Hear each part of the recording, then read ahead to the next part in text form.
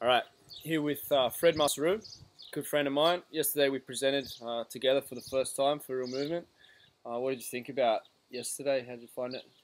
Yeah, it was a great day, very long day, and great day because we were with French people, and it was very exciting to present with you. And so 6 hour seminar, and the people in the crowd were very enthusiastic yesterday. Good question, good participation. Yeah, yeah. Yeah, good participation, good efforts Yeah. on the mobility, body weight training, gymnastics, Yeah. weightlifting, um, and the power warm up. That was very good from them. Yeah, it was a very good experience for me. First time in the Real Movement project now, and I like the holistic approach and what you teach and what you to share, what we shared yesterday and what you spread with people. Everything about injury prevention, strength training, mobility, warm up, nutrition, mindset. Everything was covered, so it was definitely a great day. Yeah, I think it was a lot for the guys to take on board and trying to work through my French, which is still a little bit broken. But it was really good fun. It was good to see the guys warm up and get a little bit more excited about themselves and what they do as the day went on. I think by the end, everyone was really excited. We were there for about an hour after it finished, and people still hadn't gone home. They were standing around talking and thinking about ideas and what they can do better and that, which was really cool. Fred, why don't you tell the guys? Fred's been working with Catalan Dragons. He's worked his way up from sort of working with the juniors and an assistant role that he was going to have with me, through to running the French international team and being head of performance with the Catalan Dragons. Tell us a bit about the philosophy that you use there and what you're trying to get out of the rugby league players you're working with in the Super League. So my philosophy, the first thing is I think rugby league is a power sport, power and speed sport. It's not aerobic based sport like we used to train in Europe and especially in France. We are still on the 80s philosophy with long distance running and everything about aerobic in the pre-season and in season too.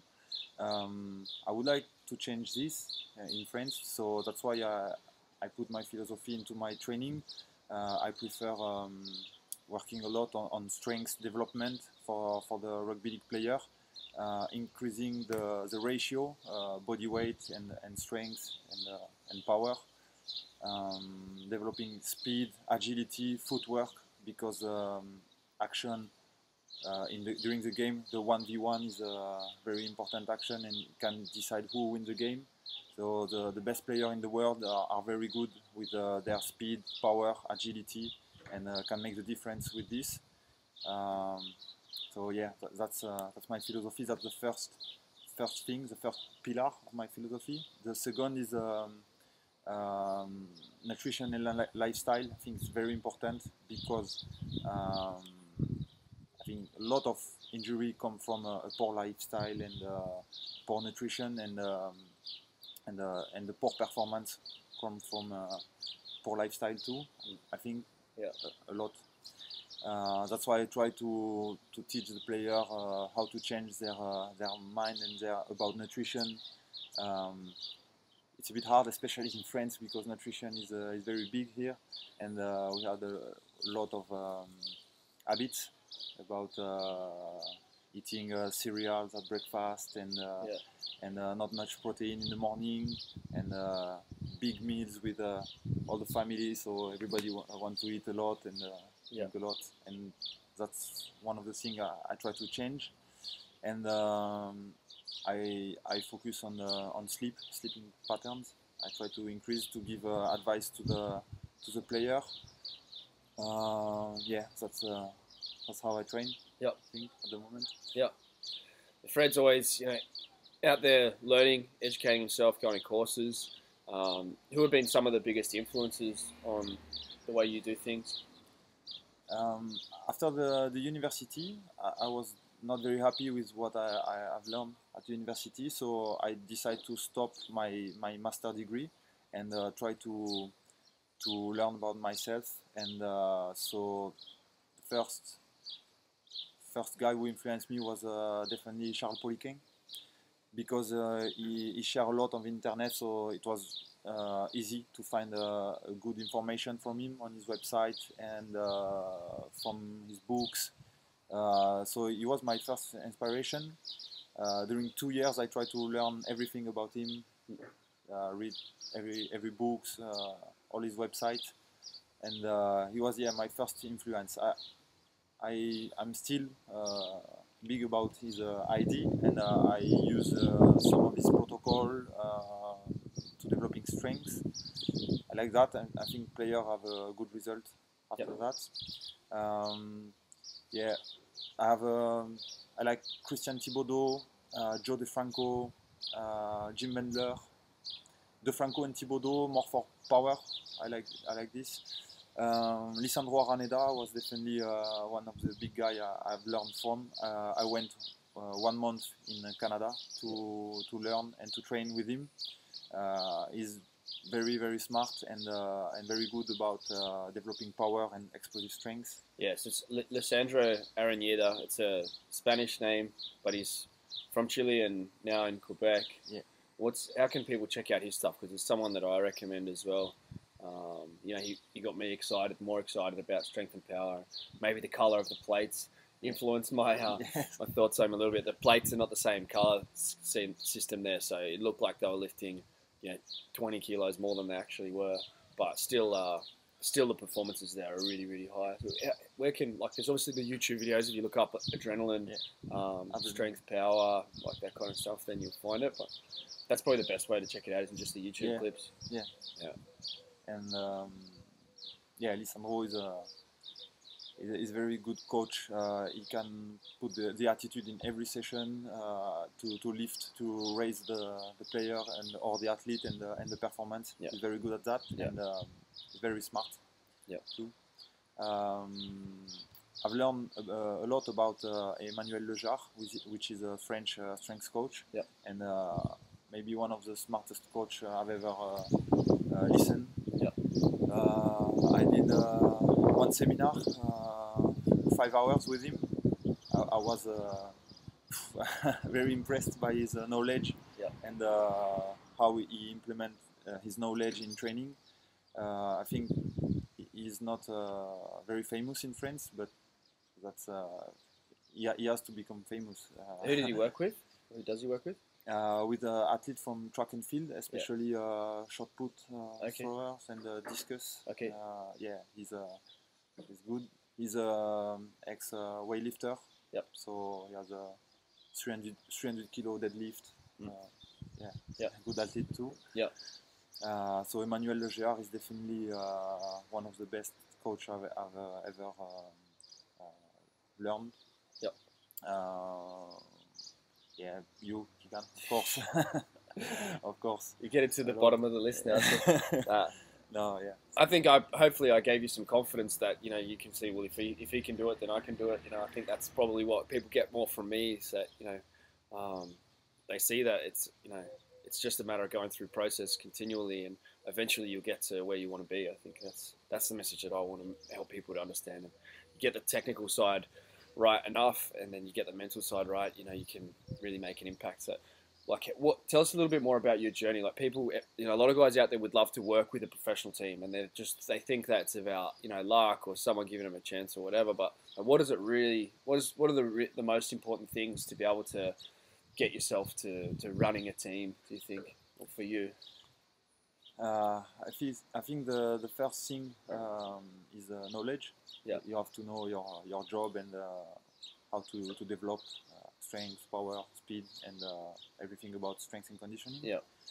But I think relationships are good. Yeah.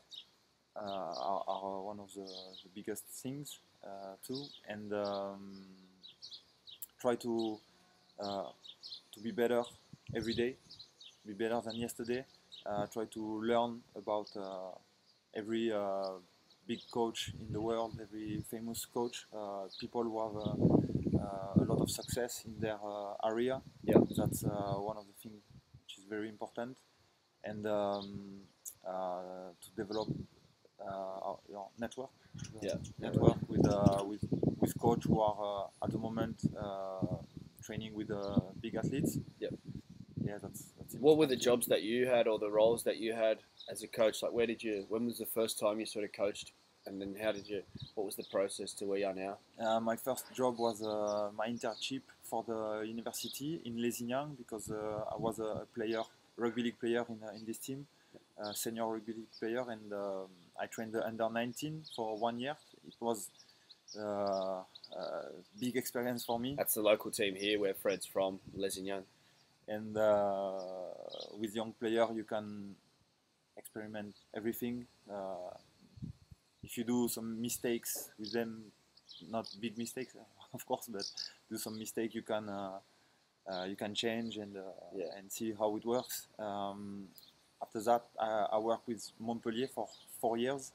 I had 1 year experience as a head coach in this team, but with Montpellier it was non-professional player, and some foreign players were professional. Yeah. So it was a bit hard to know if the training I put in the session was very effective, because some players miss session or because of their job or family. Yeah. When you are not professional, Yeah. it's a bit hard. Yeah.